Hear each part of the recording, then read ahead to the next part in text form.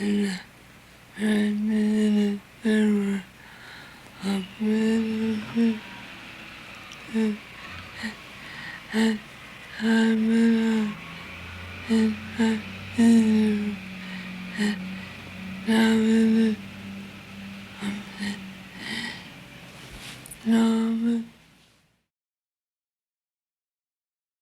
brain-injured person, in order to recapture or regain whatever productivity potential that the person has, must simultaneously solve three very important existential problems, living problems.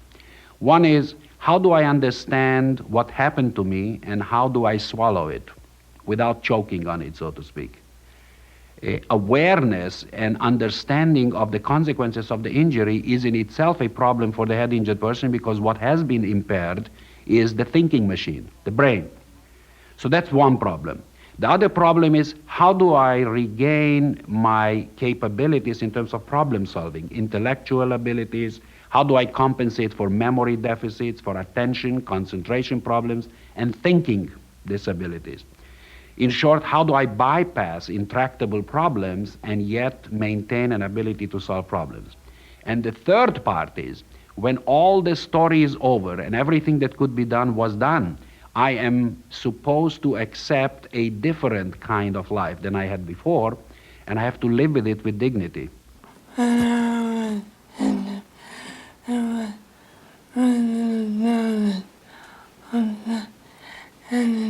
You know, when I was injured, there was very little knowledge about the head injured. And they didn't really know enough. So they put me in a category.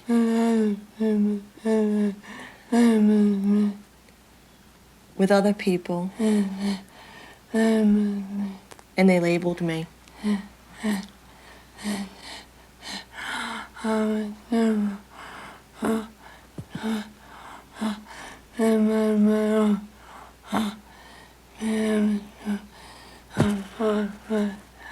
That I'd never be able to walk, talk, live on my own, or support myself.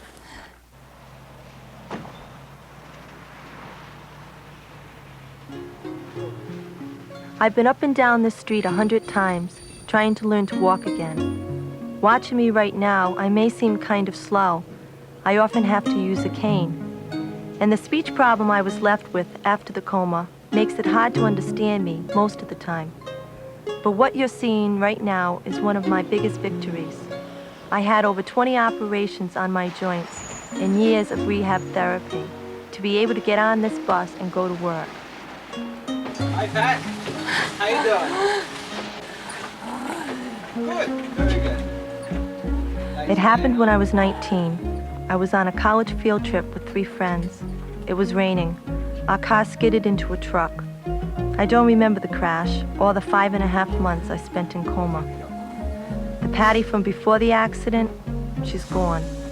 The new Patty had to learn to eat, to get dressed, to communicate. I had a lot of fight in me, so I finished college and went on to grad school in the field of social work.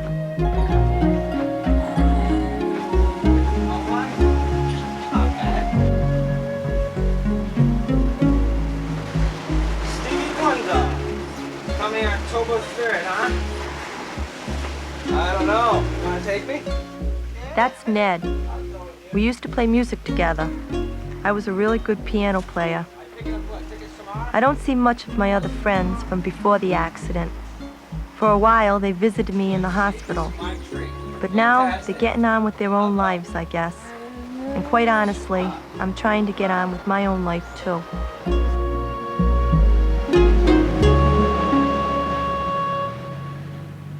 Dr. Frank Sparadio, Patty's neuropsychologist. Yes, Patty's unique in a lot of different ways. First of all, she's unique because of the fact that she's come as far as she has in view of the seriousness of her illness right from the beginning. As you know, she was in a coma for a long period of time.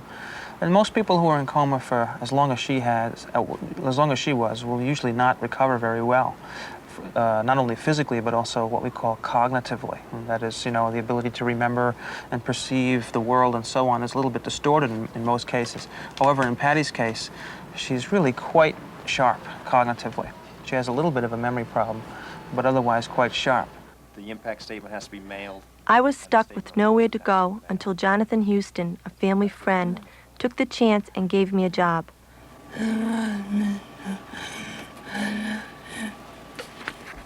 Yeah, they're not in the file. We're working helping victims of violent crimes. I'm pretty good at it, I think, but because of budget cutbacks, I'm about to be laid off. I need another job. When she first came to work with us, there was a time period where the people on the staff really gave her some distance. We all gave her a wide berth. It was almost as though they saw Patty and thought, oh my God, you know, if I touch her or talk to her, I could end up like that. Just the fear of the unknown.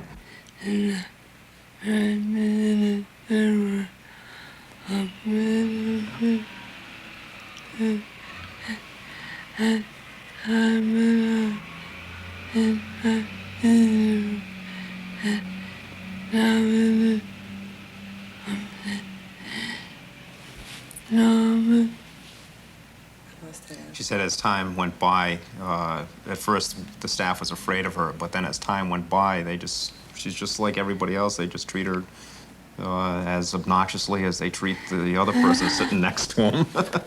Her only handicap is her communication problem, and I think that alone would cause some frustration. I think that she would be somebody great to work with people with head injuries, just because they can look up and see somebody who has come back, and come back a very, very long way. She's a walking miracle as far as I can see.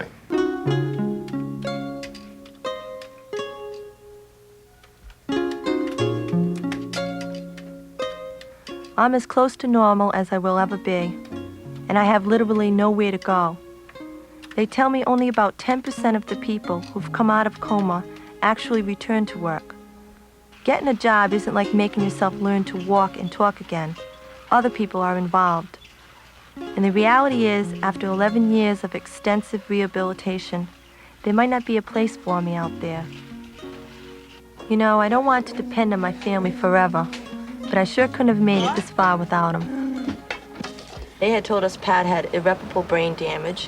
One doctor had even made a comment that my father was wasting his money on the machine. And we didn't listen. We didn't listen to that. If we had listened to that, she wouldn't be here.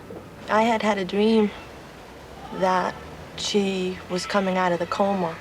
She was up in Zamorano Hospital. She was in a room with 3 other people that were terminally ill. And I used to go up every day, too, or as much as I could. And I had a dream that she was answering me. So I went up there and I told her, Patty, I said, I know you can hear me, and I'm going to go through each letter of the alphabet. And when I get to a letter that you want, move your finger, because she would move her finger just a little bit, and the doctor would tell us that's an involuntary muscle movement. But we didn't believe it. But anyway, I went through the letter of the alphabet, and the first letter that I came to that she moved her finger was an H. And then I went through the letter of the alphabet again, A, B, C, D, and when I got to the letter O, she moved her finger again. And then in the very end, she spelled how's mom. And I ran out of the room and I was crying my eyes out, and I called my father, and I called my mother, and everybody came up, and it was just wonderful. I really felt that once Patty woke up, she'd get up and walk. I really didn't anticipate all the problems that we had with Patty when she woke from this coma. When the accident happened, I was so young I couldn't really appreciate all the therapy, the rehab, the hours and hours, you know? So while we go on making our big plan of life, she's learning how to walk. People who don't know Patty, if they're busy or whatnot, they just kind of push her along. You know, they don't have time to listen to her, listen to what she has to say, and take her seriously. I can understand her perfectly. Just takes it one day at a time. I remember the poster you used to have on your door? Do you still have it? It was a snail, and it said, like, take it one step at a time. Maybe it's slow, but She has a sense of humor about it, too. Yeah. She's not like this really morbid thing. She is a hot ticket. I mean, she's a lot of fun. She makes you laugh.